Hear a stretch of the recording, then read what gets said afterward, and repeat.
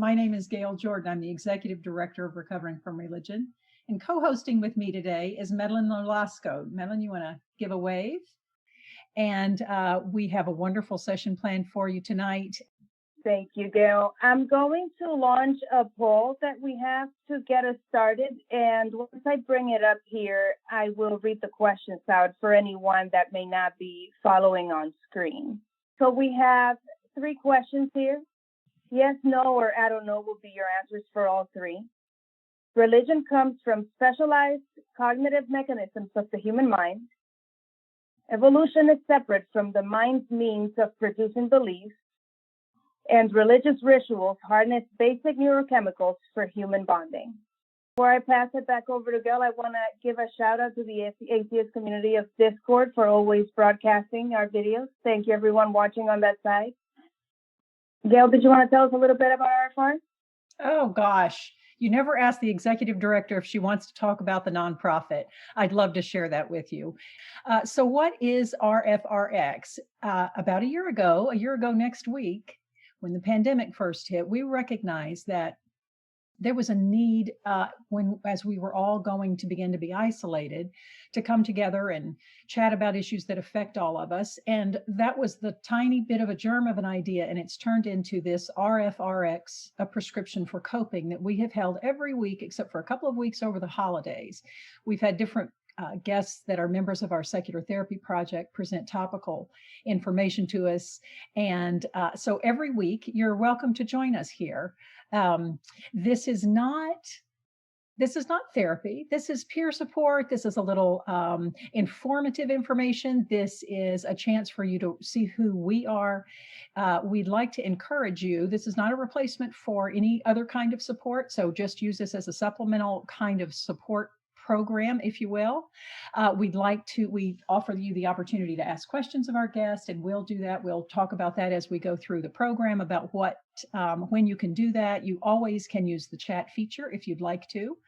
And all of our previous RfRx 50 or more can be found at the Recovering from Religion YouTube site. So you can look at those at your leisure. Those are listed by topic. So if there's something that you're interested in, you can look it up by subject as well. And now that's RfRx. RfR itself, Recovering from Religion, has a really straightforward mission statement. It's to provide hope, healing, and support to folks who are struggling with issues of doubt and non-belief. And so we guard against mission drift. We really try to focus on how can we provide that hope, healing, and support. And I will tell you, for a large number of us who volunteer with Recovering from Religion, a lot of that is born out of the fact that we have been through this journey. Not everyone, certainly not everyone exclusively, but we have, a lot of us have experienced what some of you may be experiencing. We may be on a different place on the spectrum. And so everything we do seeks to provide an answer to the question, how can we help? So many of us say, we wish this had been around when we did our journey out of religion, so to speak. And so under this umbrella of hope, healing, and support, we have some features that we rely upon to provide that kind of the help that folks need. We have a 24-hour helpline. The helpline consists of both the telephone and an internet chat, whichever is more convenient for you. And it's staffed by amazing trained volunteers behind the scenes, even now as we speak. It will be a place that someone will listen to you without judgment, with an empathetic ear. We are not a deconversion helpline. Don't worry about that. We're not going to try to make you not believe, but we're going to ask you questions to have you reflect on where you are and what you think and what you see as your options and that kind of thing. So you can reach out to us 24/7 for that if you are interested in it. Also, if you go to recoveringfromreligion.org, you'll notice that we have a tab across the top that says resources, and those change up occasionally. Those they're sort of cross-referenced. They're videos and websites and books and different things, different resources that you may find helpful to you in your journey. And so that kind of covers the big, broad overview. Medelin, tell us a little bit about how we provide hope. Gladly. So we provide hope by sharing and listening to personal stories. And we do this in our blog and podcast. And support we offer via peer support groups, which are face-to-face in-person meetings outside of a pandemic. Right now, they're all virtual. There are over 50 groups around the world, and we're always looking to form even more. You can find the nearest one at the RfR website on Meetup. The link will be shared. And support can also come via the Secular Therapy Project, STP. It helps connect you with a licensed secular mental health care provider that won't proselytize and is licensed appropriately in their state and or country. You'll find them at seculartherapy.org. Gayle, did you want to talk to us about the online community? Oh, yeah, I really want to share about that. So after you chat in on the phone or on the internet chat, you might find that the agent reaches out to you and makes a suggestion that you might benefit from joining what we call our online community. When you speak with an agent, and sometimes we get a little pushback from this, when you speak with an agent, the agent won't do a lot of self-disclosure about where they are or where they are in their spiritual journey, that kind of thing. We've got reasons for that, mostly so that we can keep the focus on the client, but some other reasons too. But we have had clients who felt the need to want to share with someone who has a similar experience. So we created our online community. Remember, I said everything that we have done, every project we've built has been around trying to help.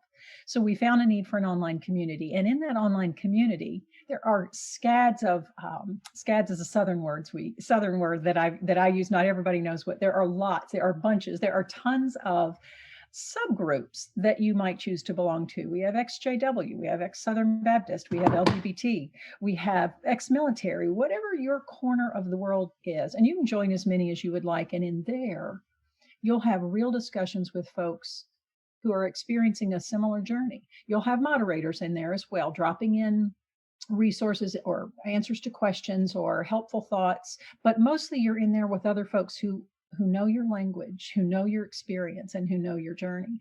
So the online community there is no public portal to that. You have to come through the chat. So understand that you either need to make a phone call or do an internet chat to join us in our online community. We also have Sunday night Zoom meetings in our online community. So you can participate in that and recognize that here, as we use Zoom, you are in charge of whether or not you expose yourself in your camera, whether or not you turn on your microphone, and whether or not you use your real name. That's completely all up to you because we understand the implications of that. So understand that that your security is protected when you join us at those meetings. And then I get to talk about one of the favorite parts of being the executive director of Recovering from Religion, and that is the volunteers. Our volunteers, and as I've said this before, we don't use a lot of religious language here, but our volunteers are as close to sacred as we get here. It's a wonderful group, scores and scores of trained volunteers who feel compelled to give back. They feel compelled to give their time. If you would like to join our team, we're a kick-ass team. We'd love to have you join us. We will not throw you to the wolves, so to speak. We provide training. We provide one-on-one training. We will make sure that you don't have to take a call or a chat until you're ready. We provide all kinds of training hints and training videos, and we'll make sure that you're up to speed. All you have to do is go to the recoveringfromreligion.org website, click on volunteer, and that process will start. There will be an application and an interview and of course the training. So it's not just something that you do on a whim. Please give some serious thought to whether you're able to join us. We would love to have you join us for that. And we're always in need of volunteers. All right, Medelin, now you can tell them a little bit about how tonight is going to go down. So we'll have a discussion with our guests for about an hour, followed by a Q&A section, 20 to 30 minutes. Once that is done and the Q&A, we'll have the Hangout session. There'll be Hangout social hour hosts, and you will be able to unmute yourself at that point. And that's pretty much it for the meeting. Do you want to go ahead and introduce our guest, Gayle? It is my personal privilege. It's such an honor to be able to introduce our guest tonight. Dr. Andy Thomson is a psychiatrist at the University of Virginia Student Health Services. The 9/11 attacks triggered an interest in suicide terrorism, which led to the discovery of an unappreciated world of research into how and why human minds generate religious beliefs. Andy has written Why We Believe in God, with the S in parentheses, a concise guide to the science of faith, which brings that world to anyone interested. So without further ado, please join me in giving a warm welcome to our guest, Dr. Andy Thomson. Dr. Thomson? Thank you. On the dogmas of religion, as distinguished from moral principles. All mankind, from the beginning of the world to the present day, have been fighting, quarreling, burning, and torturing one another over abstractions unintelligible to themselves and to all others, and absolutely beyond the comprehension of the human mind. Thomas Jefferson wrote those words in 1816. And the essence of my talk tonight is this.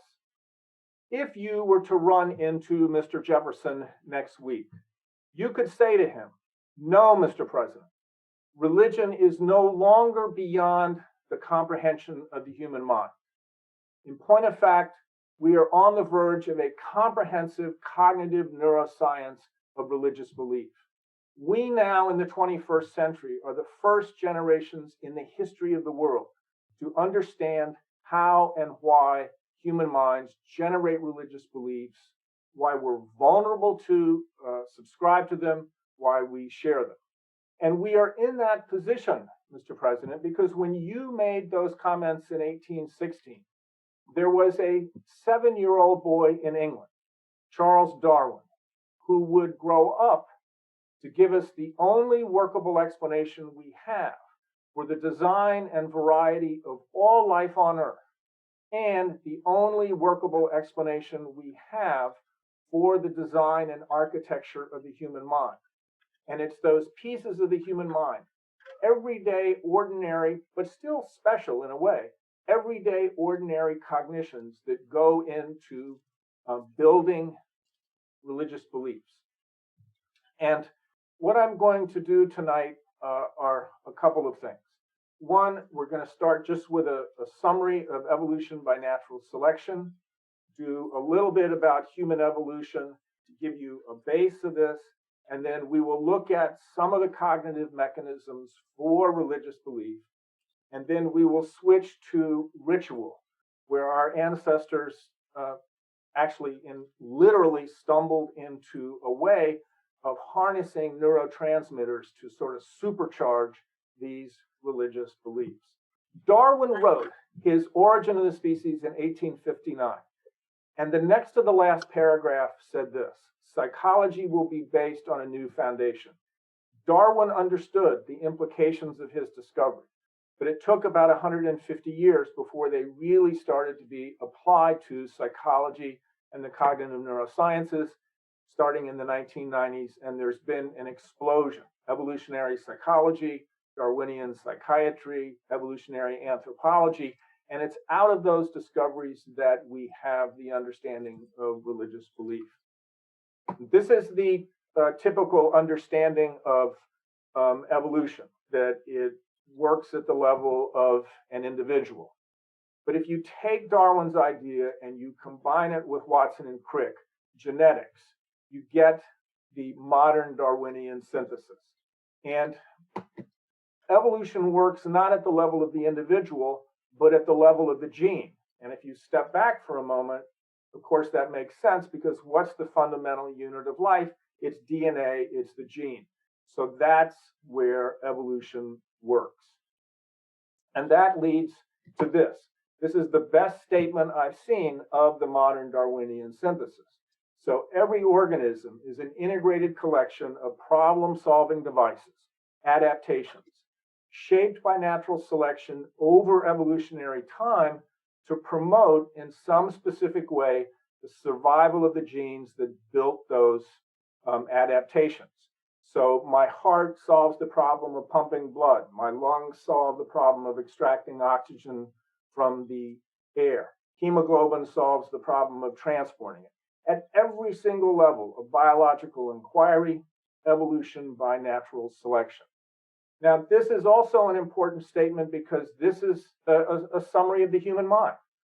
The mind is what the brain does, and the mind-brain is this organized, integrated collection of problem-solving devices shaped by natural selection over evolutionary time to promote the survival of the genes that built those adaptations. So you're looking at me right now. I'm an upside-down two-dimensional image on your retina.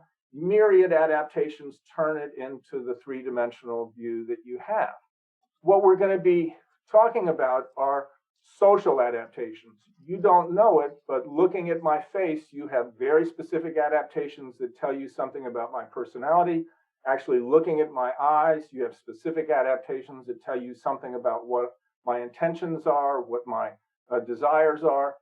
And these are some of the discoveries, these everyday, ordinary, but in another way, extraordinary adaptations that we use, that you're using right now.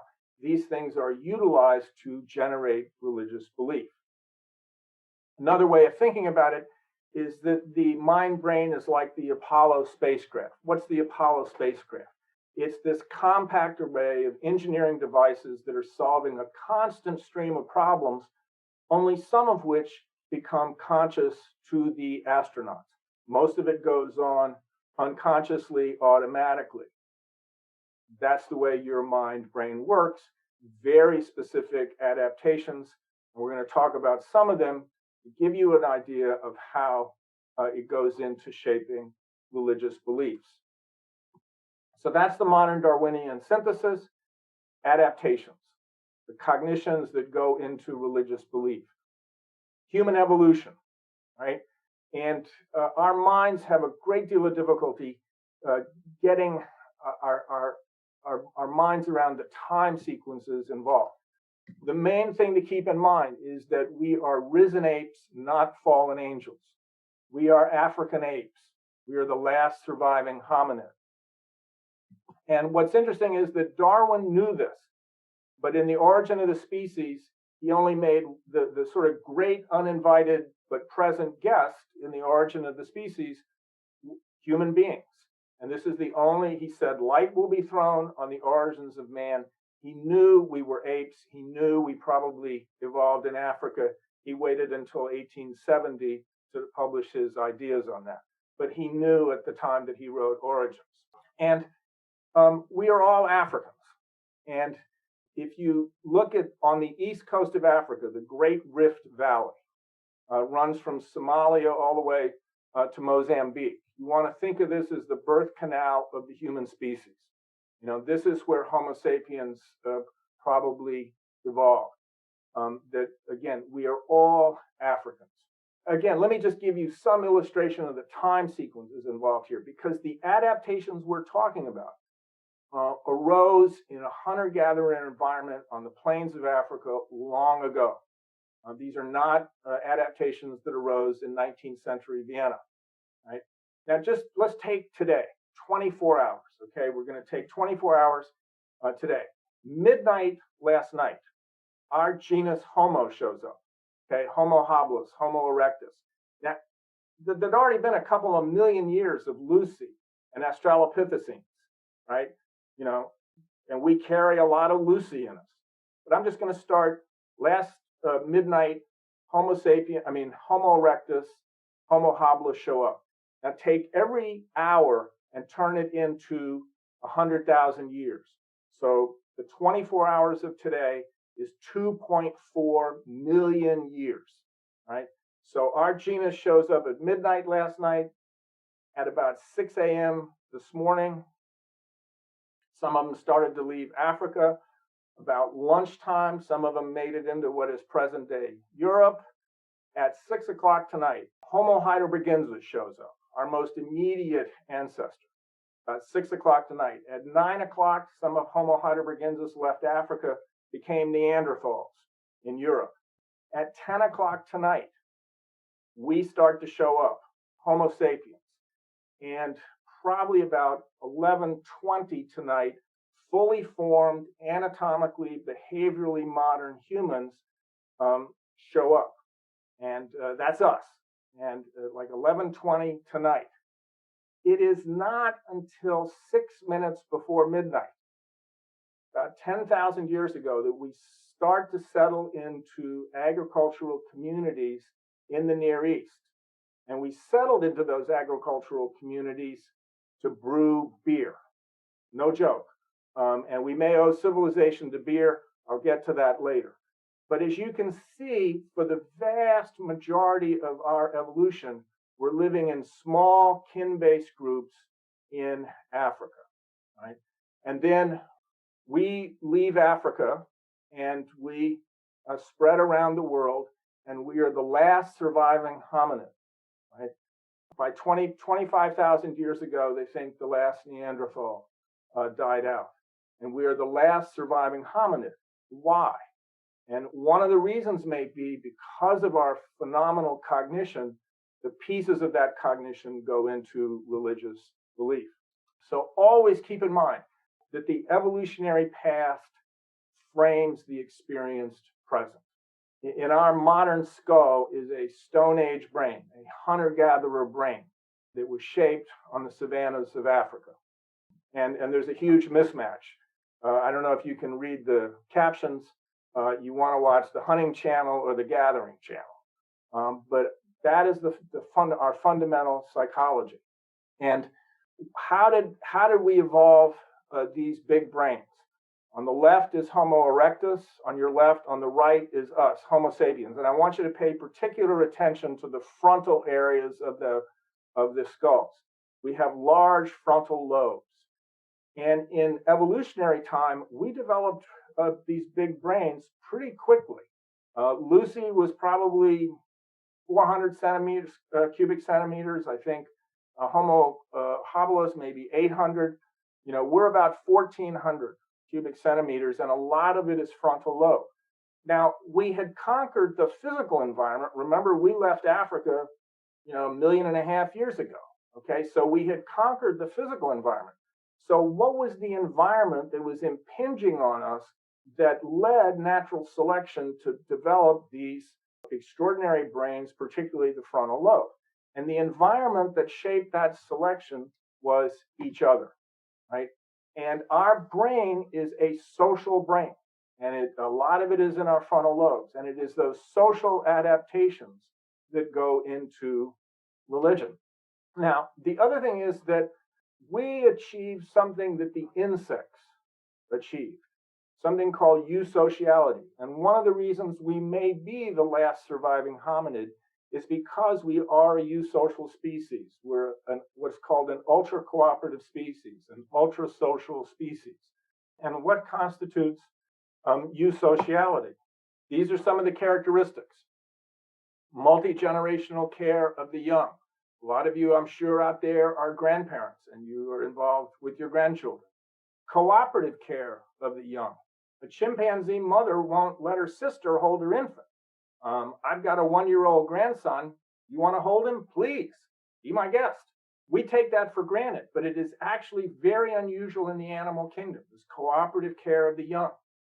And I'm going to show you, it's out of that parent, particularly mother-child bond, that religion arises.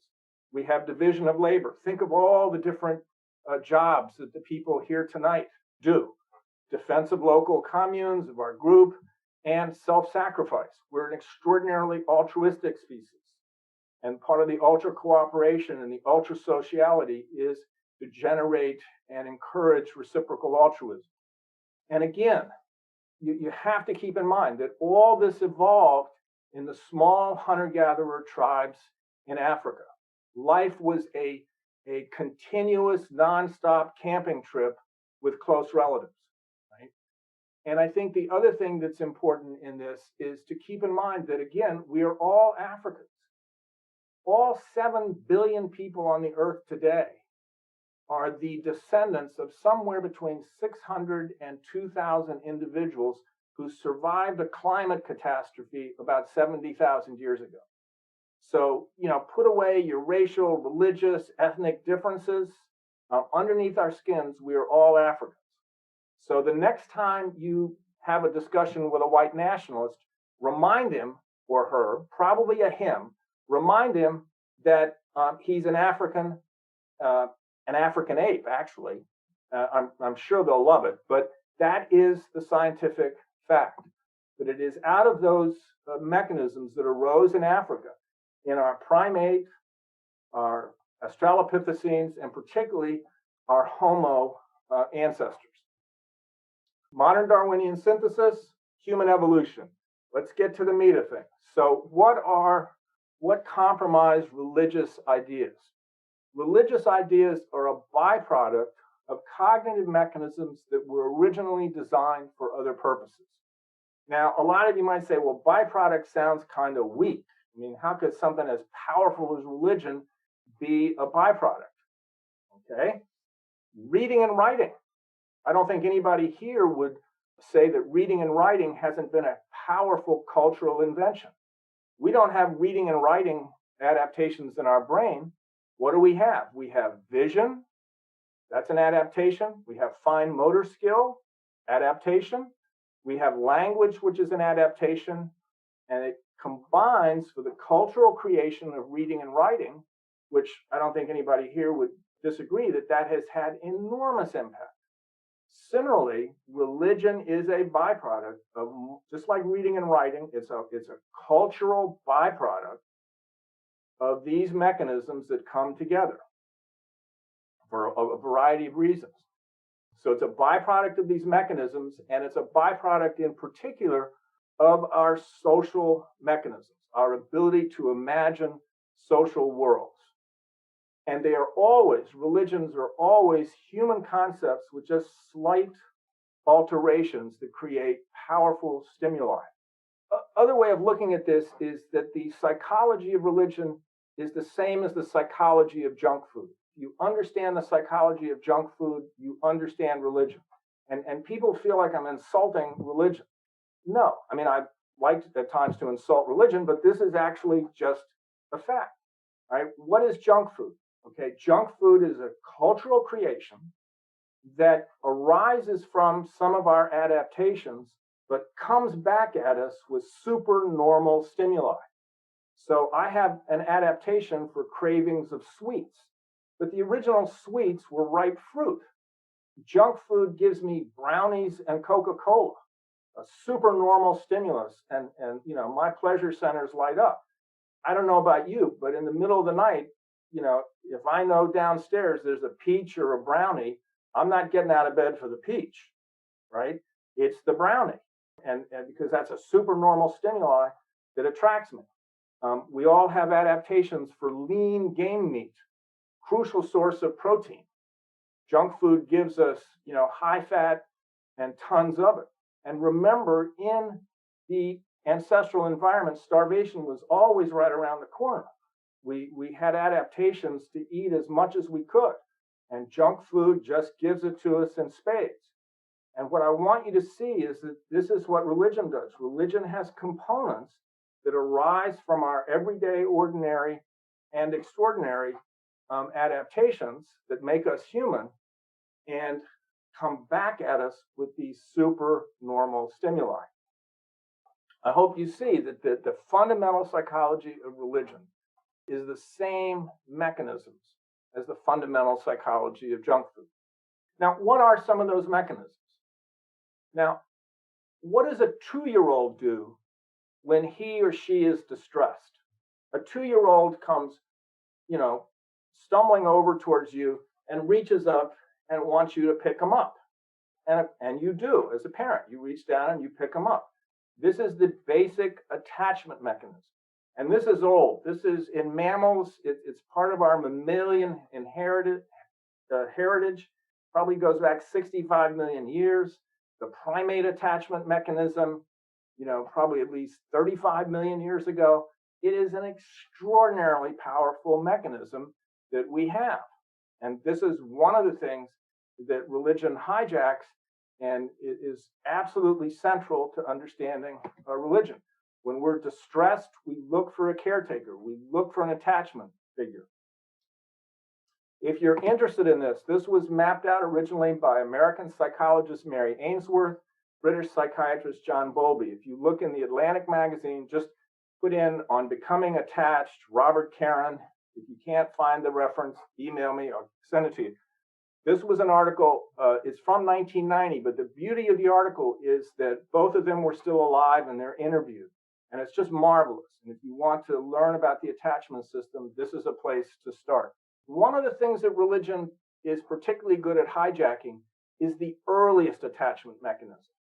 If you step back and think about it, all infants at the time that they're born have mechanisms that natural selection has shaped for them to just assume that there is a caretaker out there to latch on to and to nurture from, to feed, to grab onto and to feed. That's just basic wiring.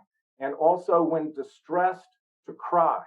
So these early neonatal attachment mechanisms, and they're present in apes, turtles, all vertebrates. I mean, that you're born with actually complicated neural hardware that just is based on the fact that there's going to be an attachment, there's going to be a parent out there for you to grab onto and to get food, and if you don't, you die. And also, we put up with, our parents are less than perfect, and so they drop us or they injure us, or the times they don't quite get it right. Doesn't matter. That mechanism is there regardless of what's thrown at it to grab on and to nurture. The basic neonatal attachment mechanism. And you may be saying, why is Andy going through this? All right. This is something that religion really utilizes, is that early neural hardware, that early neonatal infant attachment mechanism. Think about when you rock a child, that vestibular movement, right? That's soothing. That's part of soothing. Touch, rocking, that motion. It's soothing an infant. It's caretaking. It's not just nursing them in food. It's the touch. It's the warmth. It's the movement. All right. Think of a lot of the movement in religion. Think of the men at the Wailing Wall creating that ancient vestibular, neonatal, and infant movement. What's communion? Communion is feeding young children who can't feed themselves, right?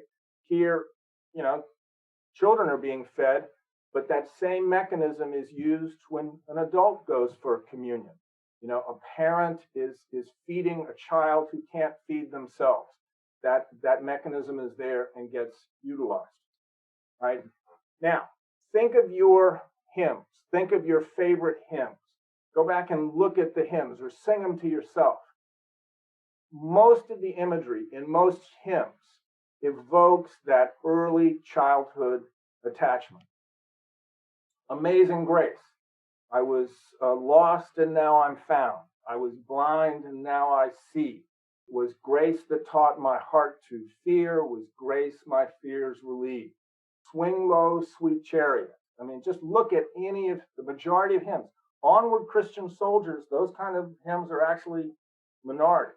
But in hymns, in obviously I know the Christian religion best, but if you look at all religions, a lot of the music evokes this early infantile childhood. Infantile sounds derogatory. It's not. We're talking about that developmental period and the mechanisms true to that period.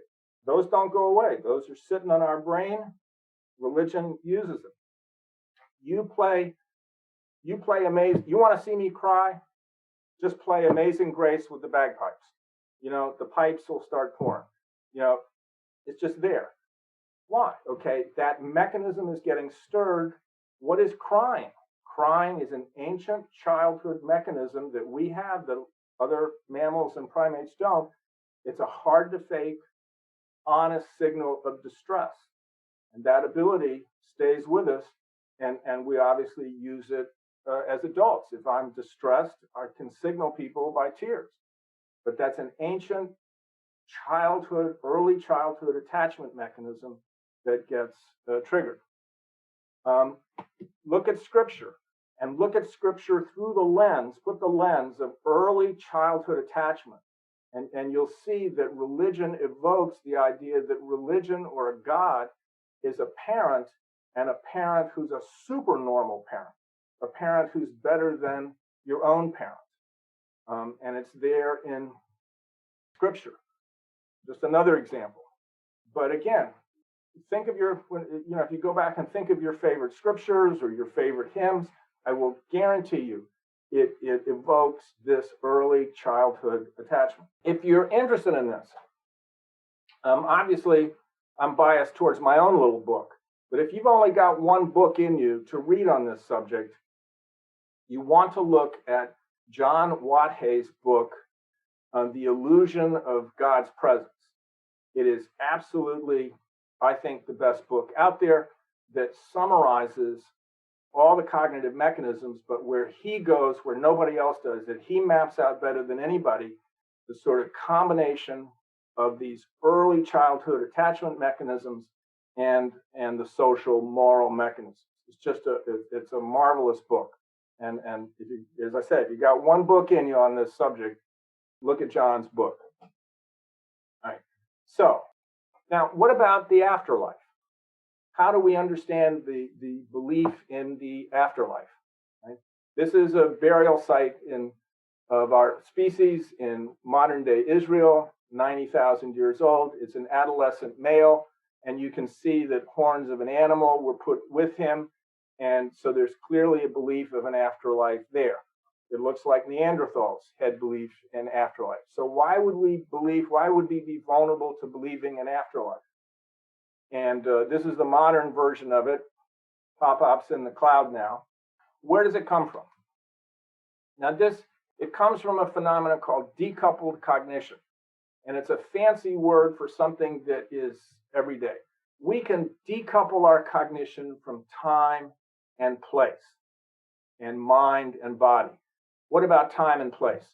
Example was, you remember I said, if you run into Mr. Jefferson next week. Now, nobody, I think, batted an eye.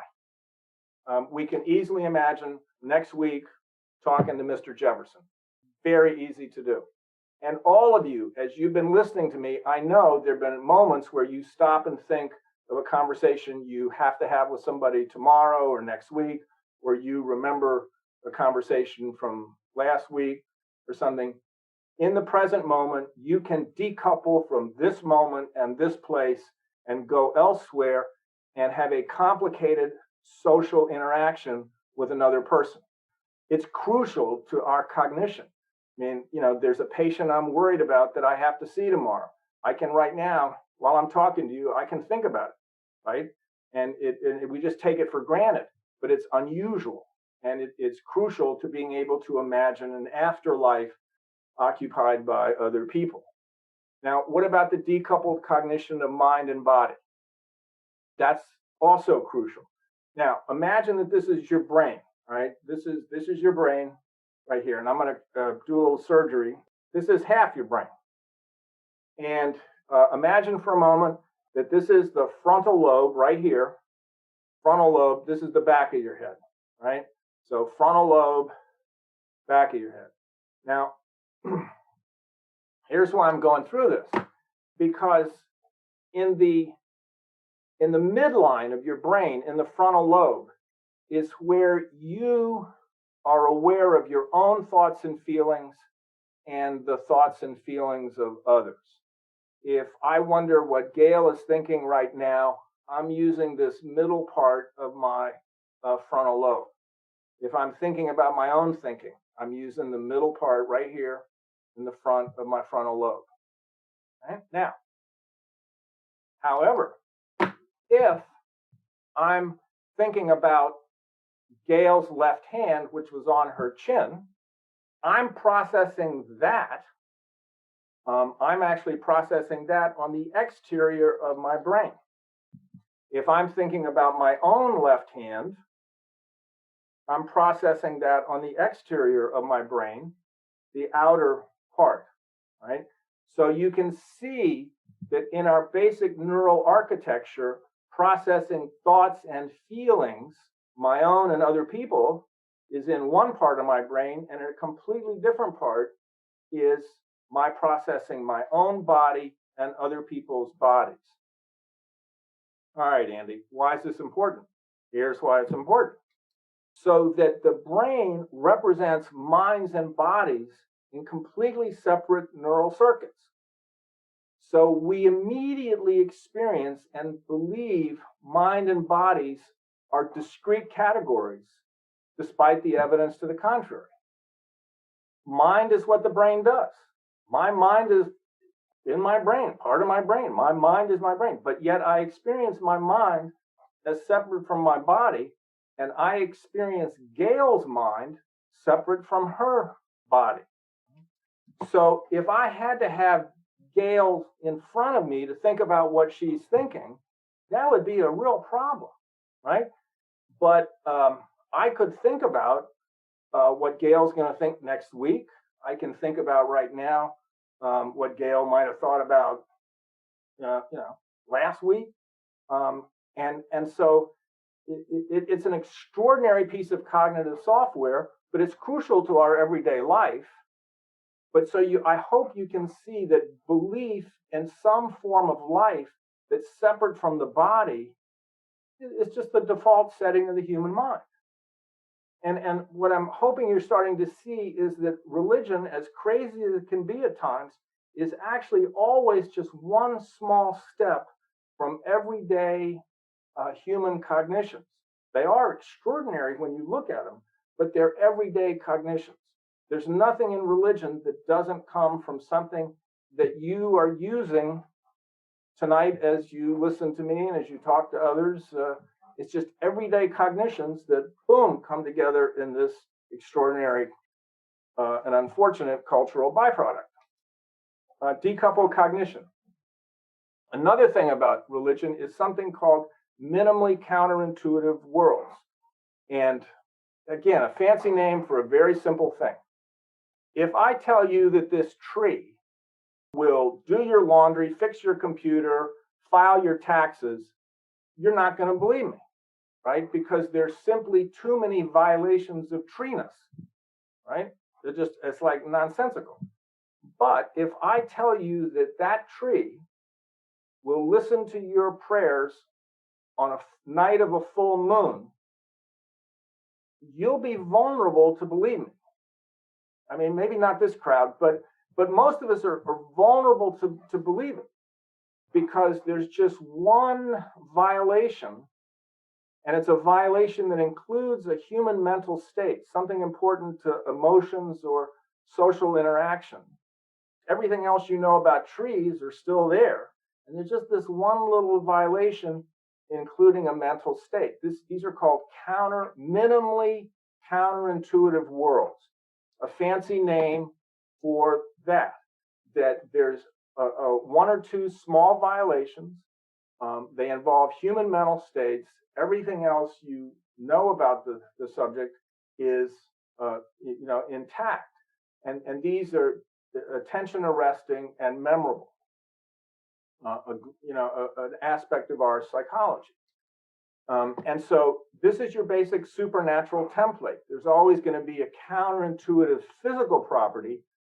God is everywhere, but God is still a person, and everything you know about personhood is still intact. Everyday, ordinary human stuff. But he's everywhere. A little violation of physics. A counterintuitive biology, right? The virgin birth, the Virgin Mary, right? There's one little twist. She's still a virgin but gave birth, but everything else you know about young womanhood is still intact. There's a counterintuitive psychology, right? God can, know what you're thinking, but it's a human trait, and it has to do with something important socially.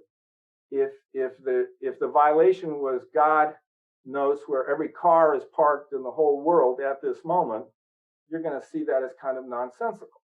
But, God knows your thoughts, right? But if God knows your thoughts, why do you have to pray to him? Okay, because he's still a person that you got to talk to, right? I mean, everything about personhood and social interaction is there, but God knows your thoughts. So minimally counterintuitive worlds, some of the basis for supernatural belief. All right, so what I hope I showed you, and I've just given you a taste. There's probably about 20 adaptions that routinely, cognitive adaptions that go into the structure of religious belief, right? And that makes it easy for us to generate religious beliefs. I hope you can see that ancestor worship is just, one step away from what I do. I mean, my parents are deceased. I catch myself talking to them all the time. But that's, just one. Ancestor worship, gods, all of religion, even supernatural stuff, is just one slight step removed from everyday, ordinary human cognition But when it comes together, it can be very powerful because it comes back at us in these super normal stimuli that hijack the systems in our brain. Now, let's go to the last part of the talk here, which is ritual and how this really gets supercharged. We are both selfish creatures, but extraordinary altruistic and ultra cooperative. Rituals cement and supercharge religious beliefs. These are the Concise in Africa. And what I want to show you is that the earliest religion we probably know, the Concise in Africa, the Andaman Islanders, which are in the Indian Ocean and basically were untouched until the 19th century, and the Aborigines have almost an identical religion. And why? And I would look at Nicholas Wade's book, The Faith Instinct.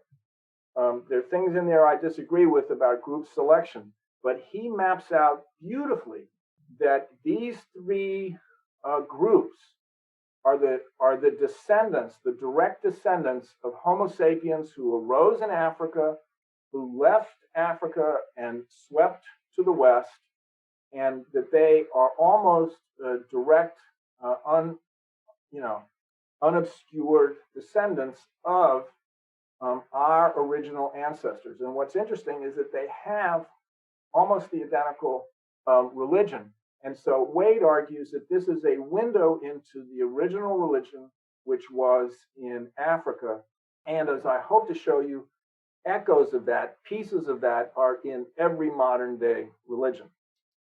So the original religion was basically song and dance. There were no priests, no ecclesiastical hierarchy. It was the whole community. One of the things it did was to reduce social hierarchies and rank, create equality, and it was centered on rhythmic physical activity. Why? And it's because our ancestors stumbled into harnessing basic neurotransmitters that do powerful things. Serotonin. If you do aerobic exercise or dancing, you boost serotonin. This is what Prozac boosts. Serotonin gets us outwardly focused. Serotonin moderates our self-esteem. High serotonin increases our self-esteem, gets us focused outwards away from inner rumination. Norepinephrine, arousing. Norepinephrine also marks things as memorable. Dopamine. Everybody thinks of dopamine as the pleasure chemical. It is, but it's far more. It motivates, it's motivation, it's attention, it's memory. When you remember something, it's dopamine and norepinephrine. And these get boosted with physical activity. Oxytocin. All of you know about oxytocin, the trust hormone. Enhances trust. That gets boosted with physical activity, in particular touch. And endorphins.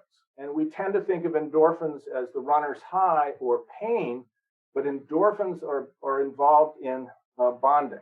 Music is clearly involved in courtship, but again, Darwin knew that it triggered strong feelings.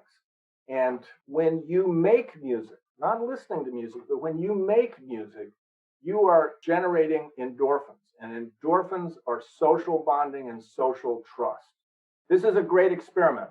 So we could take Medelin and we could put her on a rowing machine and have her row and measure. We could keep her at a fixed work output and have her on a rowing machine, measure the work output, keep it stable, and then we can put a blood pressure cuff on her and pump it up hard, and we can measure her pain threshold. So we got work output and the pain threshold. Then we put Medelin on a rowing machine with other people in rowing machines in front and to her side, and they row synchronously. No touch, nothing. All they're doing is rowing synchronously, same work output, but then when we measure Medelin's pain threshold, it's much greater. She doesn't feel the pain as easily. Nothing is different. All she was doing was symmetrical movement with other people. No touching, not singing, just work output, symmetrical physical movement with other people, and we boosted her endorphins, which are social trust. Touch. If I saw somebody kiss Gayle goodnight or goodbye or something when he walked out, I assume that's somebody important in her life, all right? So if that person were to come back in the room and just put his hand on Gayle's shoulder, that's all, just put a hand on her shoulder, she gets a blast of endorphins and oxytocin just out of touch, bonding. Here's where it really gets wild, all right? We're going to put Gayle into an imaging machine, and we're going to show her a threat scenario, and the amygdala, the fear center of her brain, is going to light up. It's going to explode, right? Then we're going to have Gayle hold the hand of a stranger, show her a threat scenario, and her amygdala still lights up, but not as much. Just holding the hand of a stranger. Then we're going to put her in the scanning machine. We're going to have her hold the hand of the guy that was kissing her goodbye, right? And somebody I assume she knows and is connected to. We're going to have her hold his hand. We're going to show her a threat scenario. Her amygdala is barely going to light up. Barely. All she's doing is holding the hand of her partner, right? Here's what even gets wilder. The degree to which Gayle's amygdala does not light up is directly proportional to her rating of the quality of the relationship, right? So you can warn him, he better be nice to you, right? Because, but the idea here is that touch is incredibly powerful, and it triggers these endorphins, which are bonding hormones. What is religion? It comes from religare, which means to bind, right? And religion, it's one of its main functions is to bind, and to bind non-kin. So touch. We also have mirror neurons, which some of you may have heard about. Now, if I see Gayle raise her right hand, the neurons in my brain that raise my right hand fire. Now, my frontal lobes are intact, so I can suppress from raising my right hand. But if she raises her right hand, same neurons fire in my brain, right? If I see Medelin start to cry, the same neurons that had me cry are going to start to do it. And so even if you're standing outside of a religious ritual thinking this is nonsense, it's still affecting you. One of my favorite examples, I don't know how many of you saw the Bill Clinton give the nominating speech to Barack Obama in 2012. But if you remember, Clinton gives this just unbelievable speech. And then Obama comes walking out on the stage, crowd goes wild. Clinton goes over and sort of bows to Obama.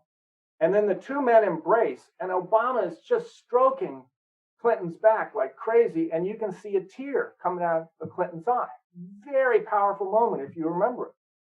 What most people don't know is up until just a brief while before that, these two men hated each other, just couldn't stand each other, right? And brokering a peace deal was like the Middle East.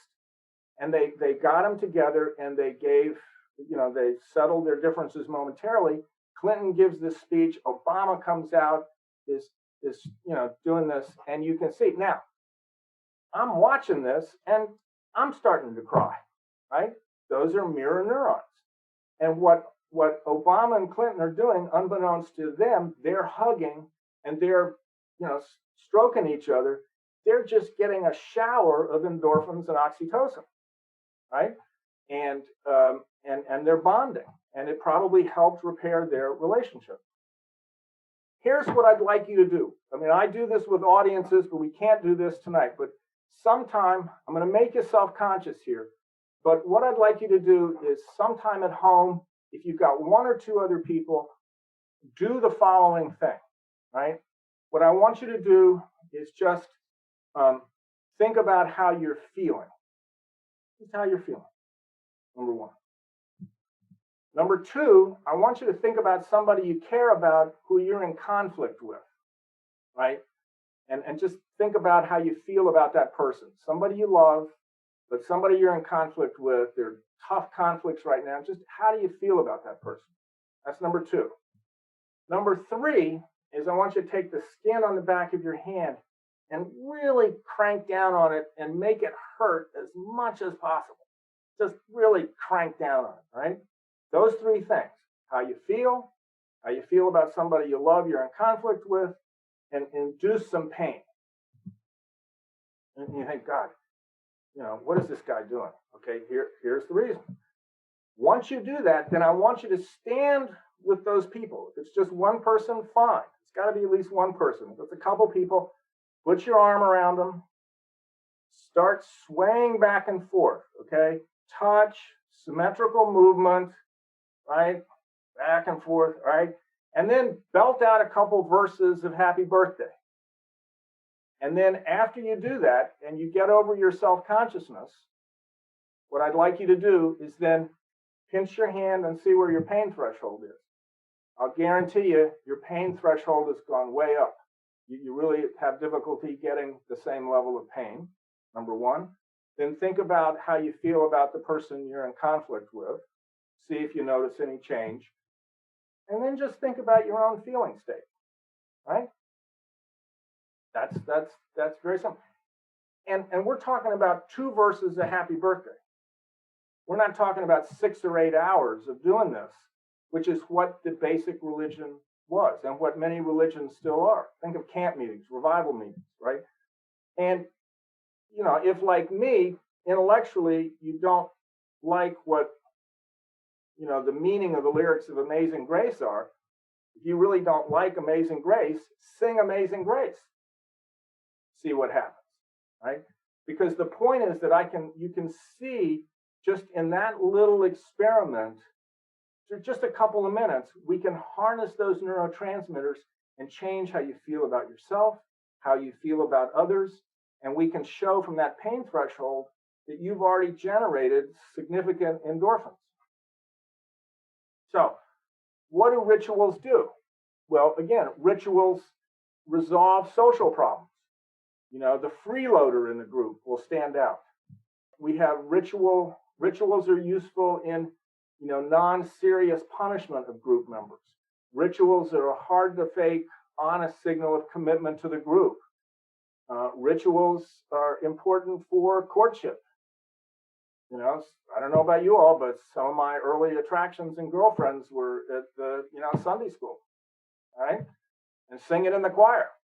They resolve social problems. They ease communal conflict. They're crucial for mobilizing defensive territories. It's a way of signaling the quality and identity of the group. Think of the New Zealand rugby team when they come out and do their award dance. I don't know about you all, but even though I know it's just a rugby game, it's intimidating, right? It's designed that way. Rituals have powerful social effects. And one of the most important is that it prepares men for war. If you believe in me, divide into sex and kill and hurt as many from the other sex as you possibly can. But and think of all the rituals we do before wars.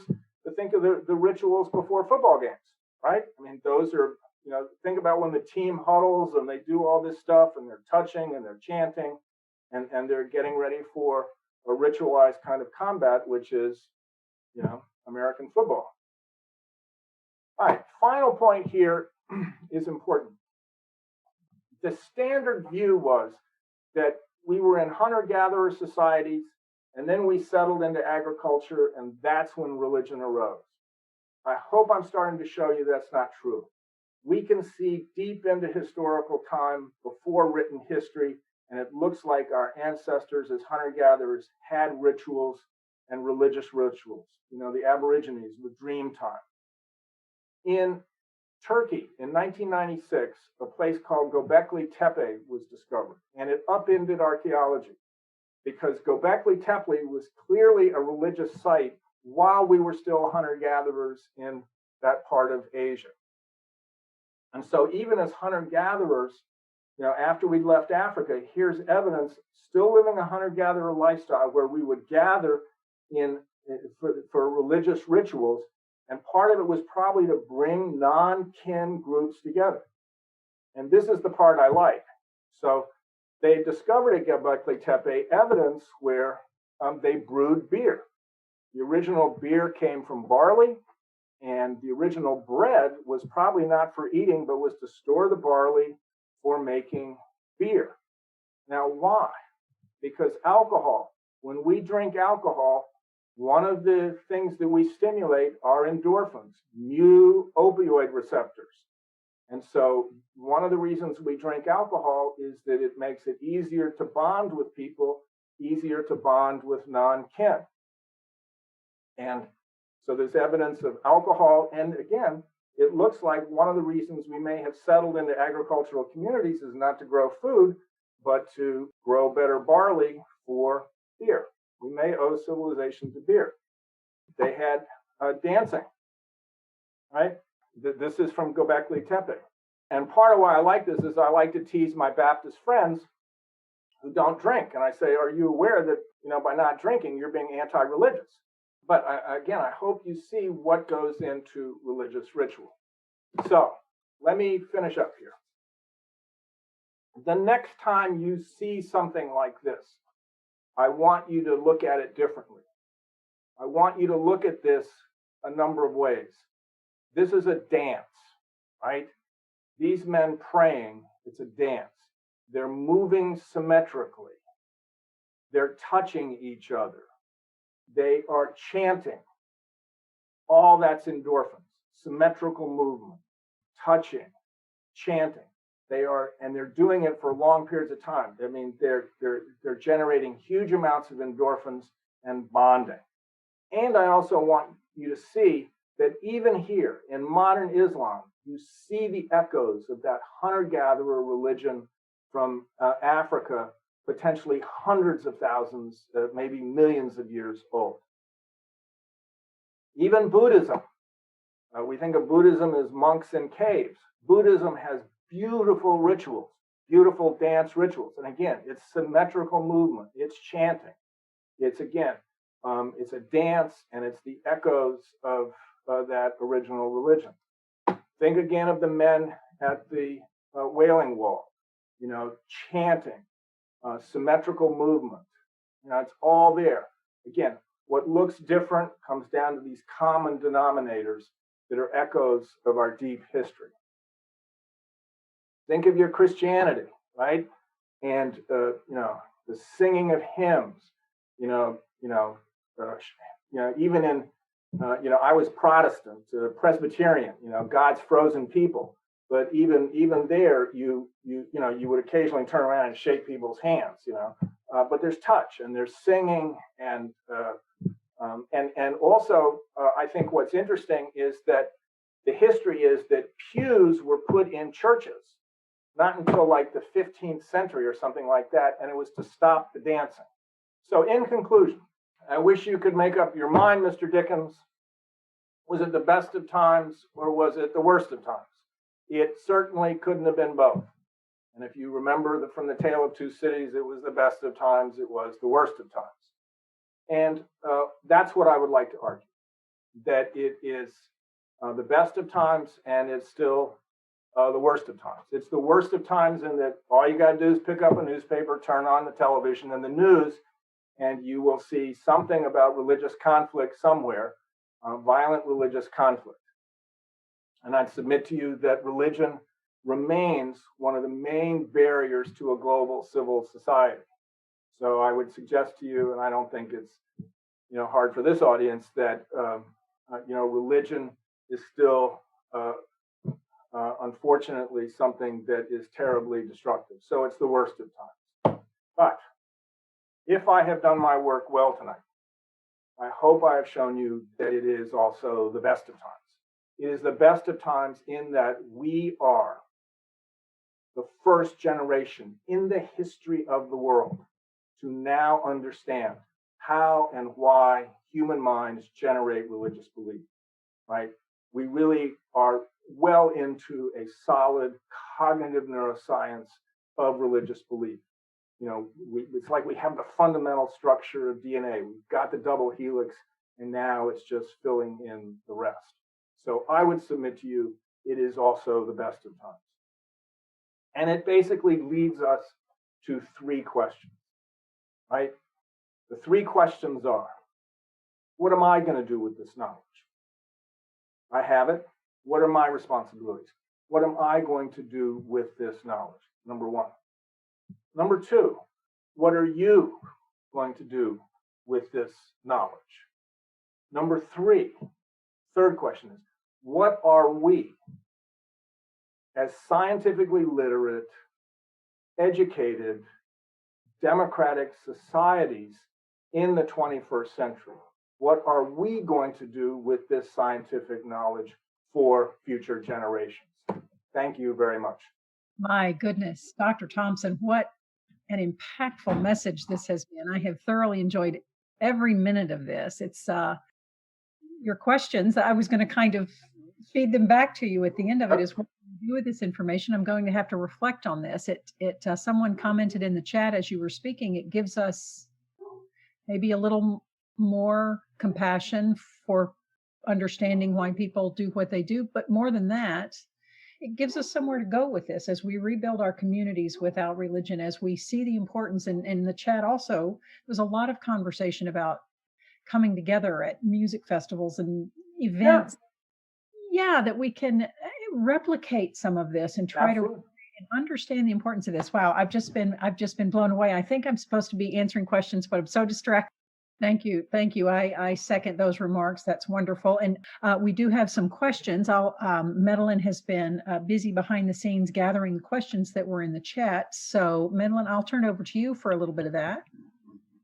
Yes, thank you. And thank you, Dr. Thomson. That was wonderful. It is a lot to mull over, and I'm looking forward to watching the recording of this back. We have a few questions. The first one is, excuse me, what evolutionary basis do you see for the pursuit and use of altered states in the practice of religion? And they elaborated a bit, saying religious traditions, they use hallucinogenic drugs, perhaps even in Christianity, the use of speaking in tongues. Well, there's a couple of things. Using plant toxins is something that goes way back. And we use plant toxins actually to counter parasites. And anybody who's interested in this, look up Edward Hagen, and he's an anthropologist at Washington State. Go to his website, and he's got a paper that's got a title called Plant Pesticides and Neurotoxins. Unfortunately, it's not the best of titles, but it is a fantastic paper that traces how we originally used these plant toxins to control infections, particularly parasitic worms. And then also, obviously, they create altered mind states. And so I think our ancestors, built them into their religious rituals. And a lot of the original religious rituals in those hunter-gatherer tribes was that singing and dancing all night until you almost got into an altered state. And some think the original religion was song, dance, and trance. And so they used the drugs to create altered trance states. But that's my understanding of it. But I'm not an expert on it. There are others, and I would take a look at Ed's paper to get the basis of the use of plant toxins, and he discusses the hallucinogens in that paper. Great, thank you. And I can keep going to the next question is, how can we break the fear that hell holds us from childhood indoctrination? I guess that hell holds on us from childhood indoctrination. Breaking the fear of hell is the question. The fear of that's a tough one because that's why I think religion now is really a form of child abuse, because it induces fear of hell, fear of punishment. But that's again, I can't recommend it highly enough. John Wathay's book, I mean, he argues that basically what that is creating a supernormal, moral, punitive force that it goes too far, because the point of that moral punitive force is, again, trying to force cooperation in groups that are not necessarily kin. And so it's it's extreme, but we're vulnerable to it. All of us are are afraid of parental rejection, parental. All of us live in fear of that, because in ancestral environments that was deadly. I mean, you're thrown out of the home, you're dead. I mean, so we're exquisitely sensitive to parental punitive attitudes or anger. I mean, why do children stay with abusive parents? Because ancestrally, I mean, you leave them, you're dead. And so it's easily inculcated, and helping people overcome that, and helping children is a difficult task. Thank you for that. I see one here about dance and music. Is there any discussion of visual art with these concepts that you study? No, but it's an important part. And what I didn't mention, which again I'm going to come back to it, is John's book. Is that if you look at particularly the iconographs, particularly in the Christian religion, it is all mother-child stuff. I mean, the vast majority of it is mother-child, the Virgin Mary, the infant Jesus, even the Pietà, the Mother Mary with her dead son. So in the visual. If you look at the visuals in the Christian religion, the stained glass windows, it's parent-child or group bonding. Those seem to be the main elements: social bonding, reciprocal altruism, and that parent-infant bond. But I think let me go. I mean, I think it's a good question, because I don't know people who've studied, because there's obviously prohibitions against iconograph in Islam. And we're coming up on the last couple of questions now. Dr. Thomson, all right, so there was one about sex not being a religious ritual anymore, and a question within that question as to whether it ever was. And it says it seems for sex as a religious ritual to be supernaturally connected for people to do. I don't know if your research, you've come across anything like that. Well, I think the Baptists got hold of it, but again, there is a lot of there are obviously a lot of sexual themes in religion, and the reason for that is that adult sexuality. You have to remember that evolution has to take what already is and build on top of it, and so adult sexuality contains aspects of the attachment mechanism. It involves adult sexuality has to do with mutual nurturing. There's usually when we come up with pet names for our significant others, they're sort of childlike names often.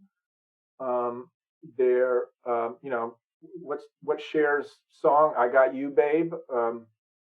But there's again, I'm going to go back, look at John Waddy's book, because he does a lovely job of showing how sexuality is in religion, because sexuality builds on all these from early infant attachment mechanisms, all the way through, and a lot of attachment is sensual, and sensual easily merges with sex. Obviously, sex has been part of many religions and religious rituals, and again, when you read John's book, you see, it's just it's put together beautifully. I'll ask one more here, and then we'll go on to the next section. Gayle will announce our next speaker. So one last on this section is, what do you think might cause an individual person to have more of a difficult time committing to a lack of belief, even after they have rationalized it? Because I think it often means giving up attachments. One's religion, one is attached to. There's a bond to that religion. Number one, usually that bond is other people. I live near Jerry Falwell's empire, and I see students from Lynchburg and Liberty University, and when they give up their religion, they're often thrown out of the families, and so giving up their religion is incredibly hard. Or there's a fear of losing their families. I think there's also an attachment to the religion. I had wonderful times when I was young singing in the church choir. It was where I could get away from home, and I was with my buddies, and we were sitting in the back, and we could kibitz, and then we sang this great music, and we kibitzed, and there are days that I miss it. I get that. Thanks so much. Thanks again for your time and the talk and these answers. Gayle, did you want to talk to us about next week? Go ahead, Dr. Sure, I'm happy to. Let me also tag on to what Dr. Thomson said by mentioning Dr. Ray's book, Sex and God. That's a comprehensive about what our whole approach to sexuality and how belief in religion affects that. It's if you haven't read that yet, that's a worthwhile few hours to indulge in that book. Mm-hmm. Next week, we're going to have Janice Selby. Janice has been with us before. She is she has the CORT, C-O-R-T, the Council on Religious Trauma is coming up in May. I'm sorry, I don't have the dates. She will be with us next week. I don't know what her topic is, but she has been a favorite every time she's been with us. So mark your calendar and try to join us next week. Remember that all of our prior recordings, they all can be found at the Recovering from Religion YouTube channel. So subscribe to that. It helps us if you actually subscribe. It gives us some little bits of bonus that just visiting alone won't do that. So if you'll subscribe, that will be helpful to us. Remember where our blog is hosted at Medium. It's called Excommunications because we're so clever. Excommunications blog is hosted at Medium. We also we have a podcast. You can find episodes of that. And remember to visit the website if you're interested in volunteering. You're also welcome to check out the website, different things that we have going on. We'd love for you to participate with us. And now I will go ahead and introduce our lovely executive director, Gayle Jordan. Thank you for joining us tonight. You are welcome. Thank you, Medelin. You have held my hand through this whole thing, and I'm sure I had the endorphins in my brain while you were holding my hand. This is usually the only thing that I have to do at these meetings, which is to tell you about what the organization Recovering from Religion is and does, and to give you a warm invitation to join us in whatever capacity you can. If that means being a volunteer, we'd love to have you. Don't be intimidated by the work ahead. It is a very powerful experience to help someone through their journey. We are not counseling. We are not doing anything but peer support, but the techniques that we learn in our training about asking reflective questions and trying to help the person come to terms with where they are. Don't let that intimidate you. We give you training for that, and we won't release you into the wild until you're ready to do that. But if you'd like to join us that way, we'd love to have you. If you are not in a place where you can do that now, maybe you want to donate. We depend upon the compassion of everyone who shares our vision to function as an organization. We don't have membership. None of our services cost our clients anything. The chat and the online community and all of those resources are all available for no charge. We also don't have any kind of membership. We don't have any kind of revenue stream from the convention that a lot of other secular organizations have. So we depend upon the partnership with folks who understand the power that religion has in our country and the power that religion has over people. And you share our vision for trying to help people figure out where they are with that, rebuild their community, deal with those fractured relationships, all the components of folks who are experiencing doubt and leaving their religion. Thank you once again for attending.